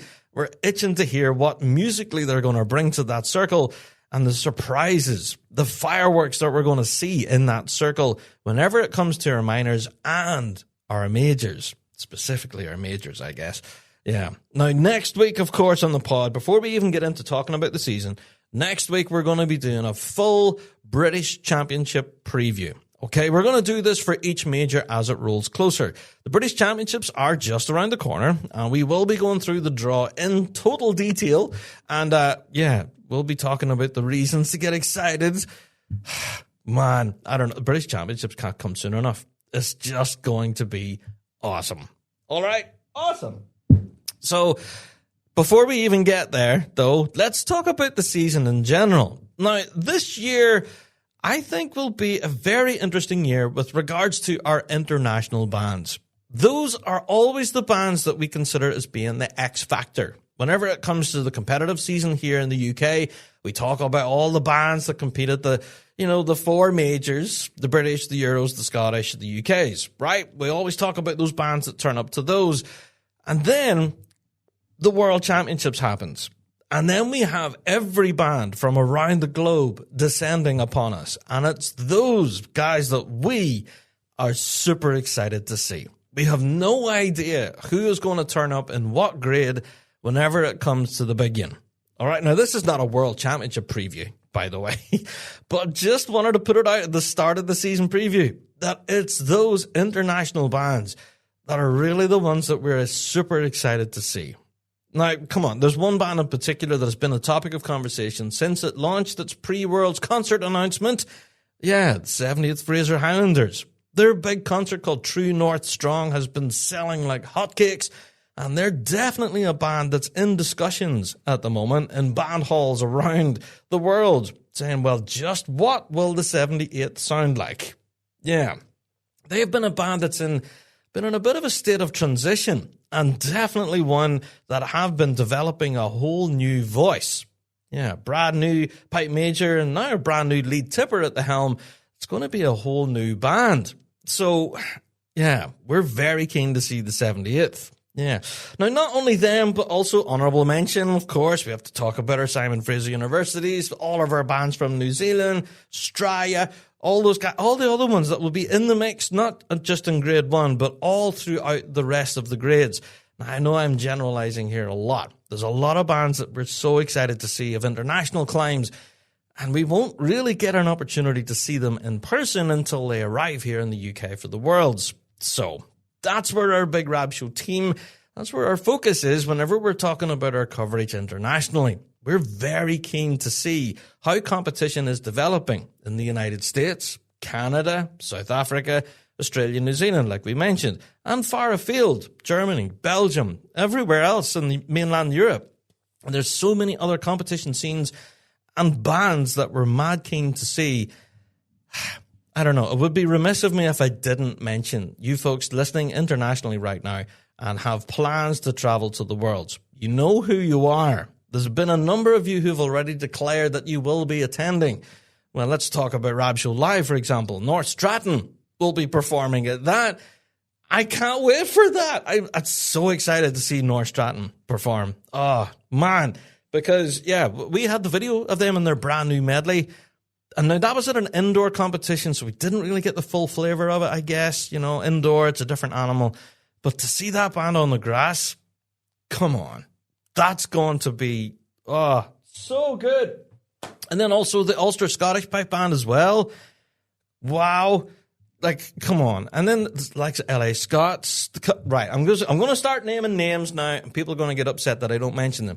So many amazing bands that from international climes that until that one day in Glasgow, we're not going to be able to see them. So we can't really pass much comment other than what we'll find as the season rolls out and the videos start pouring in. Now, the videos have already started to pour out. I guess we are starting to see, little glimpses of performances here and there. We've seen Simon Fraser a few times. We've seen a couple of our grade 1 big guns from, the Simon Fraser and the 78th and all that. Yeah, we're starting to see little clips, and it's exciting. And so, right, that's number 1 on top of our list here. The international bands. We're calling them the X Factor, the bands that we don't get to see in person until the Worlds. That is the additional special sauce on top of what will be an incredibly exciting season. Now, let's talk about Grade 4B first of all, shall we? Now, we like to give nicknames. We like to give nicknames to grades. Like Grade 2, for example, is the ridiculous grade, right? Grade 1 is seen as the top flight. You get it? Grade 4B, someone likened it to the Wild West. It's the Wild West because on any given weekend, any one of these bands in Grade 4B could absolutely come out on top. Now, seriously. Now, I know people like say, oh, Rab, you're on the fence, buddy. No, genuinely. At Grade 4B this incoming season, there's so many good bands that I am itching to see. And you know what makes it kind of interesting is because I'm in there competing myself as well. I'm such a huge fan of the bands that I'm competing against. Yeah, it's going to be fun. Bands that I'm definitely very keen to see. I'm going to give a shout out to a few now. Lanark District, definitely a band I have my eye on. Stockbridge 4B, definitely another band. Uddingston Strathclyde and their 4B guys as well. Kilbarkin have been playing a real good tune already over the course of the winter. Paisley District, RBL. Yeah, they're another one. Come on, there's so many bands. Right, another one. Let me see. Gory Pipe Band. Yes, managed to have a listen to them earlier. They're not bad. Brady Ulster Scots as well. Shout out to Brady. Go on, Brady. Yeah, of course my own band. Have to give them a shout out. Come on, the Tullylagan. You. Tullylagan and 4B. Yeah, Down Academy as well. Have been thumping a good tune. Shout out to Hollymount. Yeah, so many good bands in Grade 4B. And a lot of you I'm not going to be able to get to mention because there's too many of you. But I think that nickname kind of does ring true whenever it comes to Grade 4B. We are jokingly calling it the Wild West because it's anyone's game in Grade 4B. I know people see it as like the lowest tier of bagpiping and they don't think that much happens there. But trust me, the competition is fierce in Grade 4B. To actually come out on top of what is arguably one of the largest grades on the day, sometimes that Wild West moniker does ring true. And to anyone that finishes up on that top 6 in 4B, yeah, you've achieved something right there. Now, yeah, to say that I'm excited to be competing in 4B this year with Tullylagan is an understatement. I can't wait. It's going to be so exciting to duke it out in 4B. Because I know the standard there is just brilliant and there's so many good bands in there. Genuinely, it's going to be so much fun. So, yeah, shout out to the Wild West in Grade 4B. It's going to be a good year. All right, moving on to Grade 4A now. There's been a number of bands that we are keen to see in Grade 4A that have been newly upgraded. Yeah, bands that are taking that step up into 4A following last season's success. Shout out to the Queen Elizabeth Pipe Band. Had a really strong year last year, and now taking the step out on 4A could be a challenge. Yeah, but I am sure they're up for it and looking forward to seeing them. Yeah. Another band that we're excited to see in 4A is the City of Plymouth Pipe Band. City of Plymouth have been furiously busy over the course of the winter, and they've been doing a lot of social media work over this last while. They've been playing gigs aplenty and sounding really strong. And from what I'm seeing from the City of Plymouth, actually, they've been teaching like crazy. There's a lot of youngsters in that taking up the instrument. So, shout out to City of Plymouth. Looking forward to seeing them this incoming season. Also, bands that I am excited to see is the Ratai Pipe Band. I think I'm pronouncing that right. If I'm not, Apologies. Yeah, I didn't pronounce it incorrectly on purpose. Strathindrick are another band. Oh, come on. Money Gore, locally here. Oh, wow. Right, Money Gore can thump a tune, boy. Whoa! And do you know what I'm really excited for 4A? And I'm gutted that I won't see them this weekend in Fermanagh, is Ballybreast. Ballybreast are back! Ballybreast, Team Breast. Love that band. They're back again. And yeah, do you know whenever a band has been off the road for a long time and then they're back in the circle again, that's just good news all around. Genuinely. So to see Ballybreast back again, thumping out some big tunes, that's exciting. Yeah. Also, shout out to Letterkenny and District. Looking forward to seeing them on the grass, along with Marlacoo. Yes, Grantia pipe band as well. I always love Grantia's drumming. Grantia have some real blistering scores over the years. And yeah, that's going to be exciting right there. Right, speaking of 4A, again, so many good bands that I can't just mention you all. Shout out to the Cooper Angus. Looking forward to seeing the mighty Angus. Whoa! Yeah, shout out to Kirkcaldy District as well. Another band that I'm looking forward to. Another one that's been in the mix in grade 4A, RAF Lossiemouth. Just going to drop that little name in there. One for you to keep an eye on. Yeah, also another one, when I'm mentioning names, shout out to the Mid Argyll. There's so many good bands in 4A. Again, another very competitive grade this year. Looking forward to it. Right, moving on to grade 3B. Who are we looking forward to this year? Well, I think top of our list here locally in Northern Ireland for us here on the Big Rab Show in 3B has to be Drumlock. Yeah, Drumlock band. We're really excited to see Drumlock. Well, number one, because they're performing at Big Rab Show Live. Hey, yeah. But Drumlock, they had their concert there a few weeks ago now, and man, did they play a good tune. Woo-hoo-hoo. It was something else. So, yeah, I was suitably impressed by Drumlock, and yeah, big tunes aplenty coming from Drumlock. Looking forward to seeing them. Also, shout out to the Cleland Memorial as well, locally as well. Yeah, another band, always going to be thumping a good tune. So I'm looking forward to seeing the Cleland. Yeah. And also Down Pipes and Drums. Yes, their drum corps there at the Leinster Championships done really well. And I was suitably impressed by Down. So, yeah, shout out to Down. Also, in 3B, Kilbarkin Pipe Band is another one that's top of our list. Shout out to Kilbarkin. Looking forward to seeing you in there in 3B. Yeah, shout out to Lower Clyde as well. Oh, yeah, mentioning you again. Lower Clyde Pipes and Drums, always thumping a good tune, and have been, yeah, again, uploading little stuff on socials and stuff. I've been seeing videos from Lower Clyde, and they've been really enjoyable. Yeah. Another band that has already been in the prizes and been in the mentions already this season is Govan. Yeah. Yeah, Govan Pipe Band. I have yet to hear a few of the performance videos from early in the season, but they're another band that I have on my list here. I'm definitely paying keen attention to. Yeah. William Wood as well. We've already mentioned them previously on Big Rab Show here. William Wood are another band that are really putting the work in. Yeah, so looking forward to them too. So, I don't know, it's going to be a good year for William Wood. There you go. All right, another couple of bands, just going to sprinkle these in here and then quickly move away. Fraserborough, RBL. That's another name, isn't it? Yeah, another band that we pay keen attention to. Shout out to the Vale of Atholl, of course, in 3B. They're always going to be on everyone's list. They're going to be a band to watch. And also shout out to Stockbridge. There you go. Right, so I'm just shouting out bands now in grade 3B. Also, shout out to New Ross and District. I'm always a huge fan of New Ross. Love their music. And the William Kerr Memorial as well. There you go.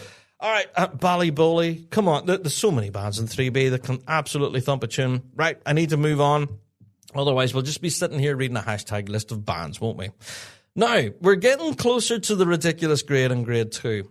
We do have some commentary to talk about in grade 2, all right? But before we get there, we need to talk about 3A. Grade 3A this year, I think, will be the year of the X Factor. All right? Now, there's one band in particular in here that I am very keen to see at the first major, actually, at the British. And that's the German Thistle Pipes and Drums. Now, they've been in contact with the show a few times now. And, yeah, I'm kind of, yeah, I get it. I get what they're doing. Their music is kind of awesome.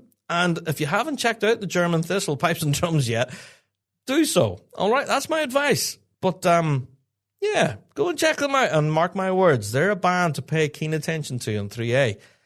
Very, very sharp. All right. Also, I have to give a shout out to the Major Sinclair Memorial. Yes, they're a band that have been absolutely cooking over the past couple of years, actually, in 3A. And in my opinion, have always been kind of knocking on the door, you know? So Major Sinclair Memorial, absolutely a band that you should be paying attention to. Another one in 3A that, well, of course, had their big concert in the Burnavon Theatre not too long ago, Cloch Finn. Now, I know sometimes people accuse me of overselling sometimes, but yeah, for those of you who were there in the Burnavon Theatre and heard that brand new medley they unveiled for 2026, oh, man.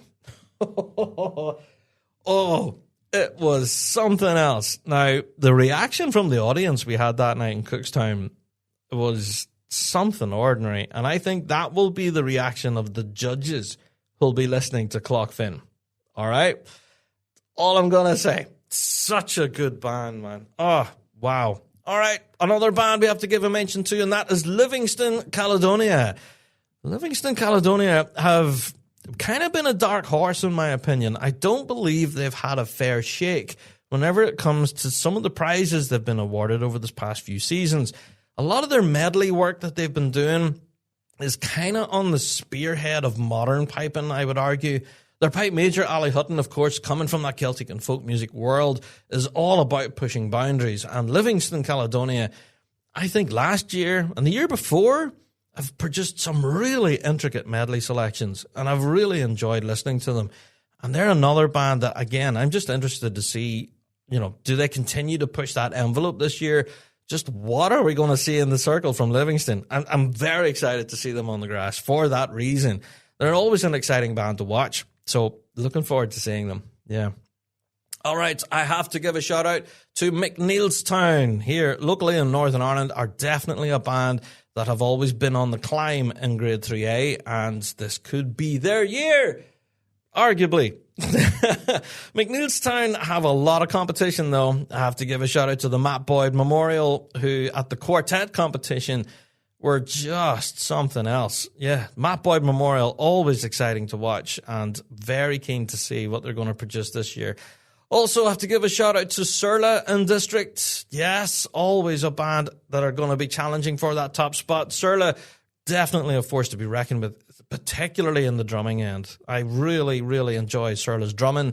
Always, I don't know, I think the execution of their drum corps is just something else. You know, the rise and fall, the dynamic range that Surla has, something else.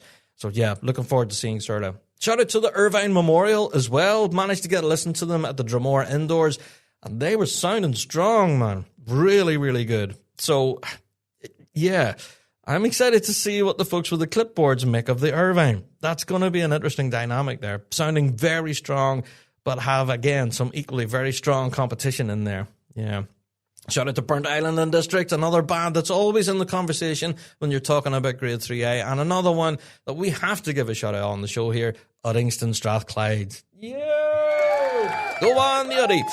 Yeah, Uddingston Strathclyde have, they've been already out on the grass already this season and picked up some silverware, so they're going to be in amongst the fight, I reckon. You know what? This Grade 3A grade, if you were to plonk a deck chair down at the barrier, a Grade 3A, and sit there all day, you will be thoroughly entertained. I would guarantee you. The standard of music in here in 3A is absolutely knocking on the door of Grade 2. The ridiculous grade. A lot of these bands, Pitlochry and Blair Athol, you know, Dunbar, RBL, come on, Elgin and District, there's so many of these bands in here.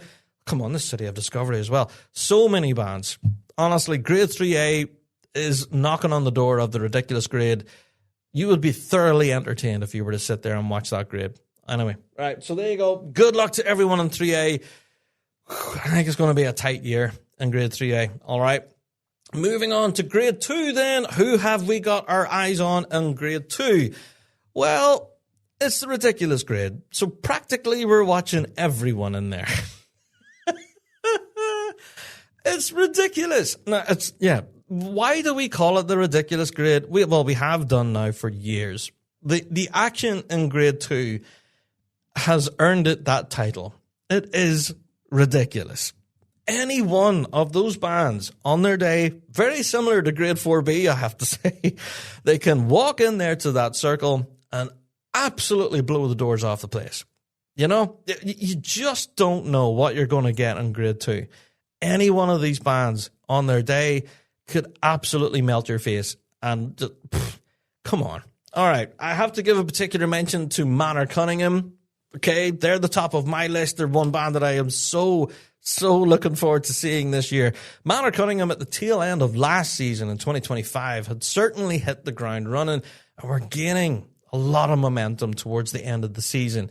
Now, I did think that they were absolutely getting that ball rolling, but then the season ended, and then that's it. You know, you hope that that ball continues to roll whenever the doors open for 2026. Now, Manor Cunningham are definitely going to be a band drawing a lot of attention on the premise of their previous success from 2025, arguably one of the most exciting bands in there. Yeah, speaking of exciting bands in there, we have to mention Uddingston. Now, after last season, a lot of people were pegging Uddingston for great success. And absolutely, they had such a strong season last year in Grade 2. It was just a pleasure watching them. I have to give a mention to their drum corps. Uddingston, I don't know what it is, but I could stand and watch you guys play for hours. Now, I know that wouldn't be physically possible, but I just love watching Uddingston. Sometimes they're quite intimidating. If you ever see Uddingston playing, in the final tuning or that, and they're doing an introduction or something, like they march towards you as if they're going to war, like they're an army. They're not a band. Do you know what I mean? They hit the line with such ferocity, like it's like a force of nature, almost, seeing Uddingston on the line. It's brilliant to see. Go and watch it. If you haven't seen Uddingston yet, approach the line. It's something else. But yeah, Uddingston, very exciting. I'm looking forward to seeing what they're going to bring, what musical fireworks we're going to experience. Yeah. Also, I have to give a mention to my own band. Go on, the Tully Lagan. Go on, the Lagan. Of course. I have to mention them because, yeah, I'm very aware of the amount of work that's been going on behind the scenes at the Mighty Lagan. And let's say this, the folks are putting the work in. And I'm not going to give away any kind of musical surprises of that. But, yeah, it's been good. It's been good. It's been good. No spoilers, because probably my pipe major's listening right now. I'm going to behave myself, don't worry. No spoilers. But, yeah, shout out to Tully Lagan. Looking forward to seeing you on the grass, folks. All right. Also, have to give a mention to St. Joseph's Pipe Bands. Shout out to Tim Farley and everybody there at St. Joseph's. Managed to catch up with them, actually, at the Leinster Championships. I got to listen to them on the grass in conditions that weren't great, to be fair, but the band sounded absolutely magic, by the way. So, yeah, also caught them at the Drumlock concert as well earlier on. And again, the band have certainly hit the ground running. And that medley selection that they debuted at the Drumlock concert, that was just something else. So, yeah, shout out to St. Joseph's, another band on the climb in that ridiculous grade. But, you know, there's other bands in the climb there as well. Yeah, they're not alone. There's other bands definitely climbing that ladder. So, yeah, St. Joseph's are definitely one of them. But also shout out to Oban as well. That's already been in the prizes, of course, in the ridiculous grade. Shout out to Oban. I have to give a mention to Bucksburn and District as well. They had a run previously earlier on this year and really shook things up. A lot of videos of them being shared around and very enjoyable stuff. Shout out to Buck and Peterson as well. There's been little clips of them and stuff online too. Very enjoyable. Also, Texo D-Side Caledonia. Yeah, another band that everyone has been paying keen attention to, and I can see why, particularly in the drumming end of things. I've seen little clips and things behind the scenes. D-Side are putting the work in. Yeah. Denny and Dunnypace are another band that I'm very keen to see musically, to see what they're going to be bringing to that circle. You just don't know with Denny. I haven't heard any kind of performances and stuff from competitions or that. So I don't know. That's the kind of the unknown for me with Denny. I'm looking forward to seeing them. Yeah. All right. I'm going to give a mention to pretty much every band in there. Okay. There's also another one in here I haven't mentioned yet, and that's Johnstone. Of course, taking that step back from grade 1, they were initially going to be stepping out in the circle in 3A. However, they've been regraded and they're now up in grade 2. So seeing Johnstone in the mix in the ridiculous grade, again, is another X factor. Now, as to any kind of predictions on this pod, no, absolutely not. And yeah, it is called the ridiculous grade for a reason, okay? It is ridiculous. So best of luck to every band in that grade 2 circle. Again, very similar to grade 3A. If you can't get a seat at grade 1 and you don't know where to sit, I would sit at either 3A or grade 2. You genuinely spend a real good day there for sure. Anyway, let's move on to the top flight, shall we? Right. It seems to be the top flight is the conversation around every dinner table in every piping fan's house. So where the do we begin with this mess? Where do we start? Now, as I was preparing for this show, I got a list of all the grade 1 big guns that I'm excited to see, and I went through each one in turn. And what I'm finding is that every band in this grade 1 circle has a story. Every one of these bands have a history, they have a story, and a reason why you should be paying attention to them this season. There's not one band in here that doesn't have something to say. And that is why grade 1 is going to be particularly exciting this year. Man, let's look at the bands. Now, I'm not going to get into every story because I'm sure as the season unfolds, their stories will develop and I will talk more about their stories. But first of all, I have to give a huge shout out to the Police, Scotland and Federation bands. Yes! Under the new pipe major, Duncan Nicholson, well, old new pipe major, I guess. But yeah, Police, Scotland, Federation back out again. And that is such a good news story. You know, we were genuinely worried when last season the Federation had to step out. You know, there is always that concern. Once a band steps away, will they ever return? Well, they have. And here they are. And yeah, this is such a good news story. So yeah, shout out to the Police Scotland and Federation. Now, you are a band that has an absolute clean slate. We have absolutely no idea what this band is going to do in the circle. And that is exciting. We have no clue. There's been no little clips, no hints, no nothing from behind the scenes. And there's a lot of bands like that. Yeah, I have to give a mention to the Field Marshal Montgomery, who are another band that have had zero, absolutely butt kiss whenever it comes to content online of potential new stuff. So the first time that we're going to see Field Marshal and all of that will be at Dollar this weekend. And we're hoping to see some new material from them. So yeah, also shout out to the Federation as well. Just two bands, the Federation and Field Marshal, that we have no clue at all what they're going to bring to the circle. Just absolutely clueless. But I'm excited for it, and I'm here for it. I'm here for it. Oh, man, bring on the British Championships. It's going to be so good. All right, let's talk about St. Lawrence O'Toole. Now, I caught up with St. Lawrence O'Toole at the Leinster Championships there over the weekend, and again, playing in some terrible conditions. Okay, now it was lashing with rain. I can't quite tell you. Maybe the video doesn't do it justice, but yeah, awful conditions. St. Lawrence O'Toole unveiled 2 medley selections, and I don't know, man. It was so good. You know what? It kind of St. Lawrence O'Toole were playing. Now I'm going to get stick for this, but I do think St. Lawrence O'Toole were playing with a certain fire in their belly. Does that make sense? You know, that there was a certain kind of, it's not aggression, that's the wrong word, but they were certainly hitting the line with gusto. Do you know what I mean? There was a certain push there with St. Lawrence O'Toole. Now, perhaps it was the crap weather and they were all standing freezing and they wanted to get off the line as soon as they possible. But there was, maybe that was it. But, you know, they were absolutely thumping a big tune. And the tone of the piping, the intricacies that Stephen has with that back line, with those sets, man, they're just something else. Yeah. St. Lawrence O'Toole, I've always been a huge fan of their music, you know, from the day dot. I've been loving St. Lawrence and their approach to the music. And they've certainly developed their own musical voice.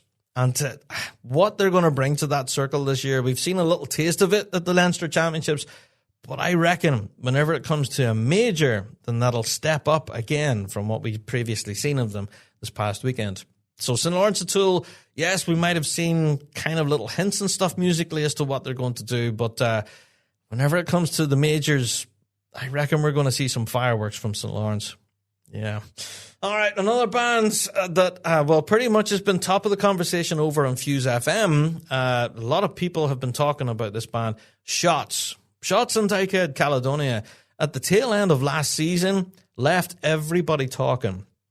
Yeah, that performance on the Saturday in particular, that big medley run, yeah, at the World Championships, everyone, mouths was on the floor and going, whoa, what did Shots just do? That was something else. So that medley selection actually has been heavily requested over on Fuse FM this past number of weeks. As we've been building up to this pod, our season preview, a lot of people excited to see Shots this year. Yeah, expecting a lot of big things, especially last year with them having their pre-Worlds concert, Solace. Now, there's been rumors and stuff of a possible CD or an album release from Solace. So I guess watch this space. I haven't seen anything further confirmed on that yet, so we haven't been talking about it on the show. It's just rumors up until now. But yeah, we all remember what that concert was like. The music that Shots brought to that Glasgow stage was simply amazing. And then the music they brought into the circle at the Worlds in Glasgow last year, they left everybody talking. Shots are a band that are, I don't know, man, knocking on the door of greatness is what someone texted in last night. Yeah, they're absolutely a band that are, you can't sleep on Shots. They're going to be a band to pay keen attention to. And again, very similar to the likes of Field Marshal and the Federation. We just don't know what they're going to bring to that circle. No idea. So shout out to Shots. We're dead excited to see us in the circle, folks. And continuing to build on that momentum that you've built from the previous few seasons, it's going to be a really interesting time for Shots this year. Yeah, again, with a story to tell. There you go. Moving on to another band that we have seen already in concert quite a number of times and have already unveiled their brand new medley. It's People's Ford, Boghall and Bathgate, Caledonia. Yeah. Now, again, I was mentioning, whenever they brought Caberfy back to the stage at the Aberdeen Music Hall, everyone was talking about their sound. Yeah. They were saying that Boghall and Bathgate's sound has seemed to have changed somewhat. Now, as to what the change is, I don't know. There's been a lot of kind of guessing whether there's been any kind of setup change or anything like that. Are they doing something different? Are they playing different reeds? Are they different sort of bags or something? I don't know. But whatever it was that happened in the Aberdeen Music Hall in particular, everyone commented on their tone and said their sound was something else. Now, Boghall's drum corps absolutely are always going to be a conversation. Under Kerr McQuillan, of course, those guys can absolutely thump a tune, and we know that drum corps is one of the best in the world. And yeah, I'm looking forward to seeing what Kerr and the guys are going to bring to the circle for sure. But the pipe corps has people talking, particularly around their sound, and I'm very keen to hear it firsthand, to hear what everyone has been talking about. Yeah, since their concert in Aberdeen, we got tons of messages, and that's what it was all about. That was the topic of conversation, and I'm keen to see it firsthand. Yeah. All right, moving on. Police Scotland Fife, of course, were the talk of the town here in Northern Ireland in particular once they performed at the Kids with Cancer charity night. They impressed a lot of pretty hardcore piping fans that are quite critical at times. Some people that I would normally turn to get kind of a negative comment, they say, well, what did you not like about that? Well, they didn't have a bad word to say. If anything, Police Scotland Fife impressed, and everyone left that concert suitably entertained without a bad word to say. So yeah, shout out to David and to Mick, who have been absolutely working hard behind the scenes, and to everyone there at the mighty Fife Police. They're definitely a band. And that new medley set, come on. If you haven't heard it yet, we've played it a bunch of times now on Fuse. We have a video of it up on our YouTube channel. Yeah, the Grands medley, as everyone's calling it now. It's just epic. And I really can't hear it played in an outdoor setting on the grass. hearing it at a concert indoors on a stage, surrounded with people and you're quite packed in, it's roasting as well, and you're crammed for space. Yeah, to bring it to an outdoor setting in a competition circle, giving that medley room to breathe, I'm looking forward to hearing it in person. Yeah. So, shout out to the Five Polis. All right, let's talk briefly about Inverary. Of course, everyone knows Inverary are defending champions, so they have that target on their back. Everyone is gunning for Inverary and that all-important world title. But I would argue Inverary and District are very capable world champions. And yeah, I have no doubt Inverary and District will be stepping into that circle and it will be business as usual. They will be in or around that top number, either one or two. I reckon Inverary will not disappoint this season. Now, granted, we know that they're going to be missing one major championship this year, the UK's in particularly. Yeah, so they're not going to be there. They're going to be over there in Chicago, thumping out tunes over there, enjoying themselves. So, yeah, that kind of throws a bit of a spanner in the works. So that's a potential major championship that will go elsewhere, possibly. Yeah, well, at least Inverary will not be in the mix competing for it, so it's anybody's. Yeah, as it isn't any given weekend, to be fair. But, Inverary and District, we had that huge Dream Valley medley that everyone is still talking about today. And I'm nearly getting a bit tired of playing it on Fuse now. It seems to get requested every week still. But it was absolutely a moment in time, Can you tell me where you were when you first heard the Dream Valley medley? I bet you probably could. So are we going to get another moment like that from Inverary this year? Who knows? Or any other band in this circle this year? Again, who knows? Speaking of bands and big moments, Scottish Power are another band that always like to push that musical envelope, and over the years have produced some incredible medley selections. And for that very reason, I am excited to see Scottish Power. Yeah. Now, for those of you who've been watching them on their socials, they've been uploading little clips and stuff of what they've been working on behind the scenes, and we're seeing all sorts of stuff happening. Now, there was one in particular that had an introduction for a medley selection, and then as soon as it hit the slow air, the video cut. And then it was just around that time, I think, it was really getting into the swing of things. So, talk about the Kings of Tease.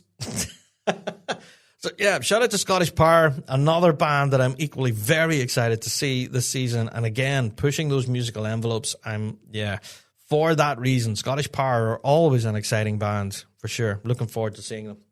All right, of course, another band I have to mention locally here in Northern Ireland, Ravara. Yeah, Ravara, after having a full season in Grade 1 now, have now got the grass well and truly under their brogues at this point. They're no longer settling into Grade 1.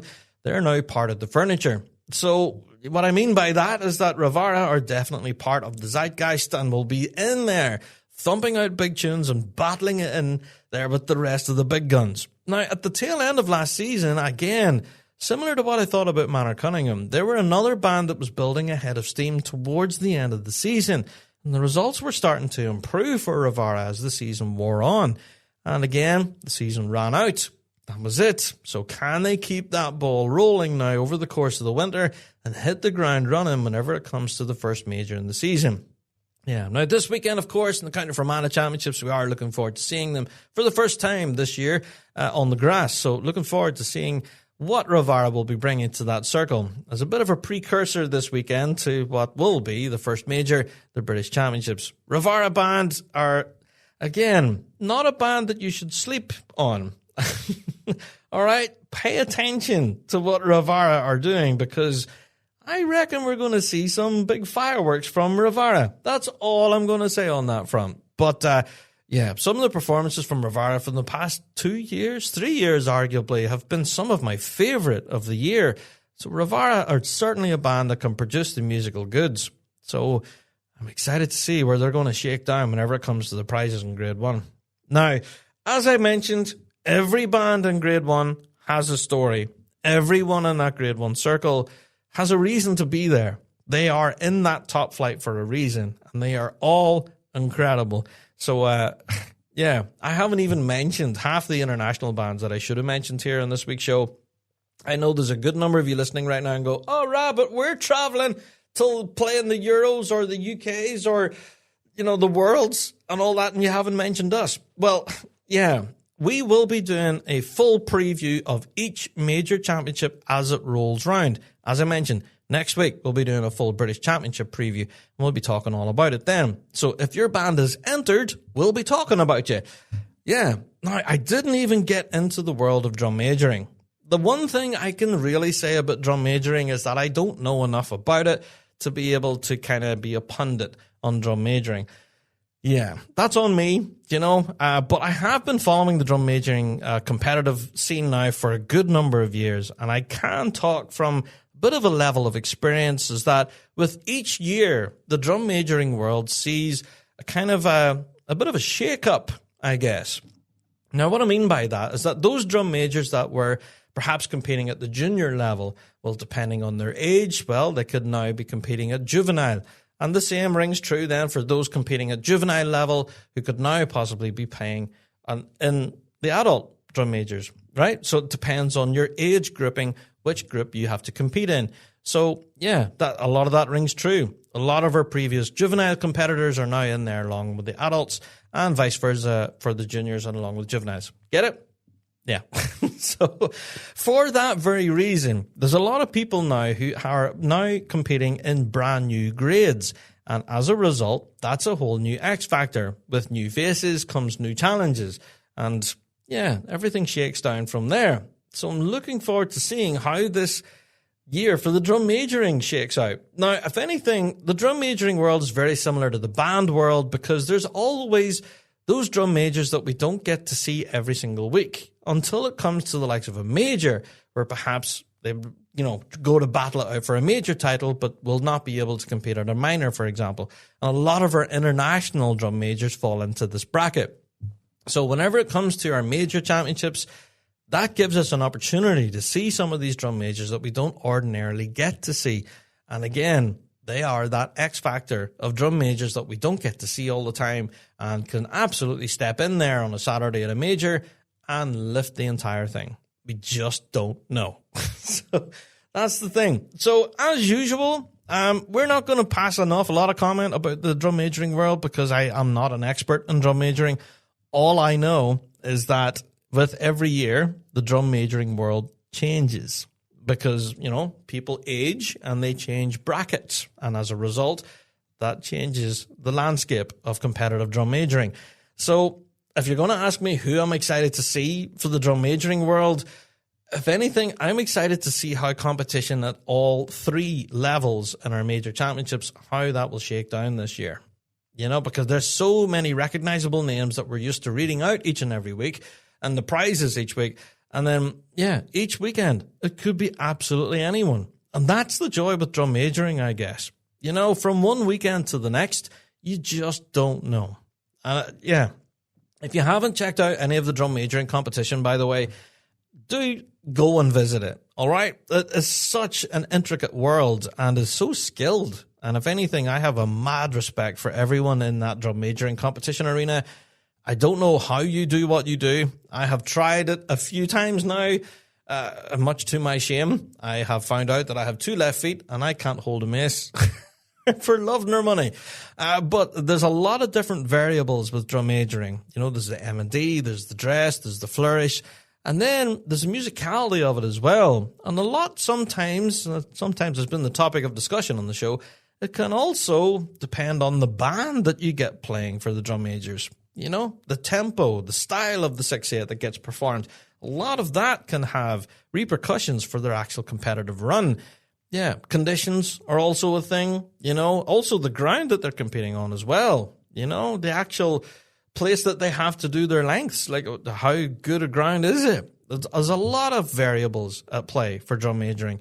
And I am just not an expert in drum majoring by any means, but this season is going to be a very exciting year with drum majors from all around the world, not just locally here in the UK, but around the globe, that I am very excited to see where they will shake down in amongst the competition. Each year, it just gets better. And I reckon 2026 is going to be a very competitive year for drum majoring, and for good reason. I do believe the standard across the board, now I'm going to leave you with this one, I think the standard across the board, not just in drum majoring, but also with our bands, is continuing to rise.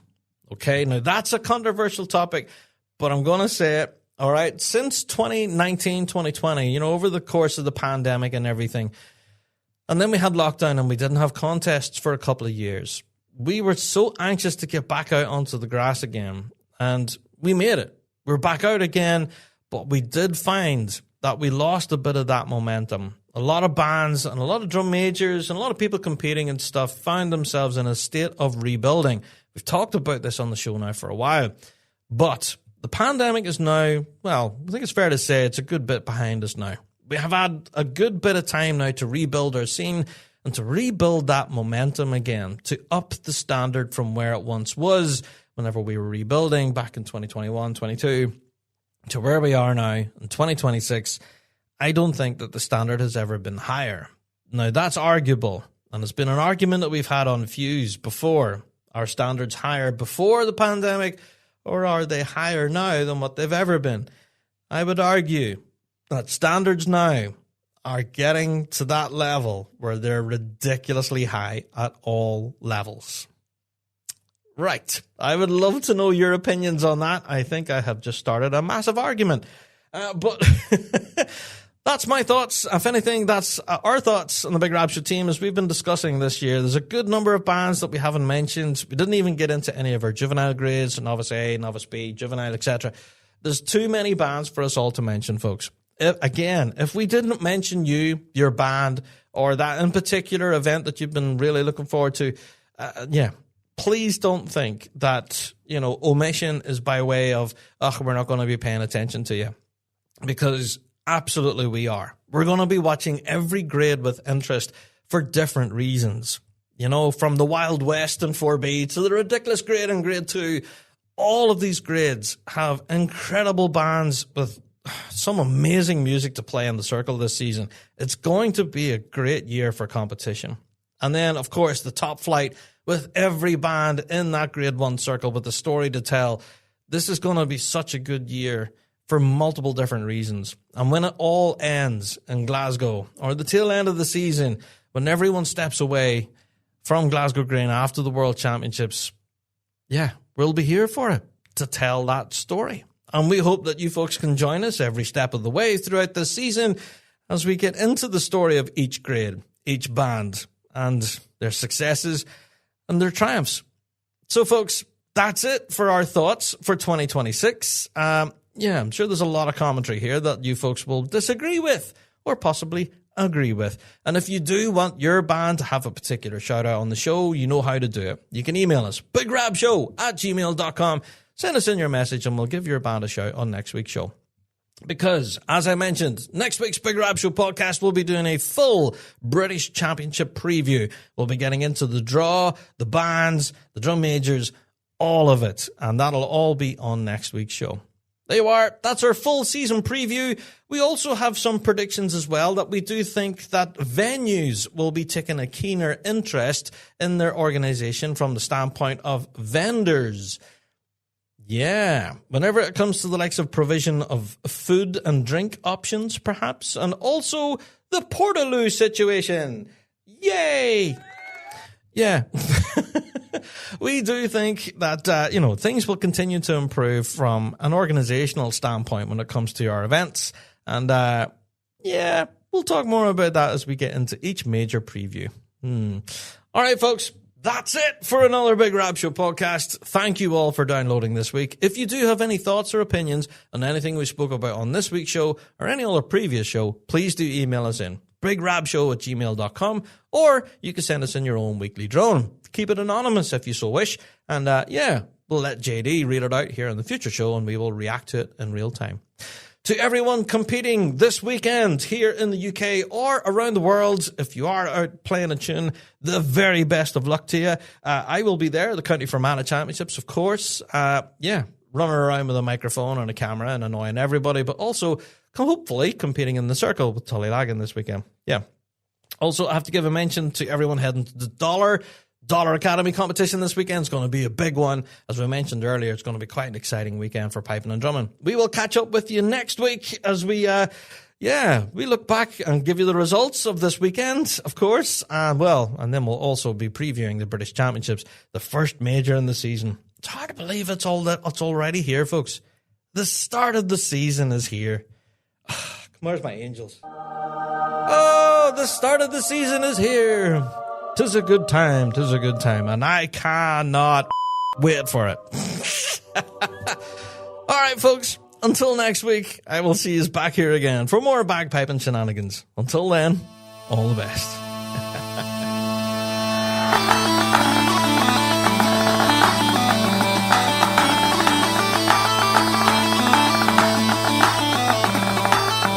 Well, that's it for another Big Rab Show podcast. Thanks so much for downloading this week, and a special thank you to our sponsor, G1 Reeds. Played by bands around the world, they are the champion's choice. Check out g1reeds.com for all of your piping needs. Don't forget to check out thebigrabshow.com to be kept up to date with all of the latest news and views from around the piping world. And also, check us out on Patreon. For $5 a month, you can get your hands on tons of extra piping goodness and be a part of the Patreon faithful. So, until next week, folks, we'll see you right here on the Big Rab Show Podcast. All the best.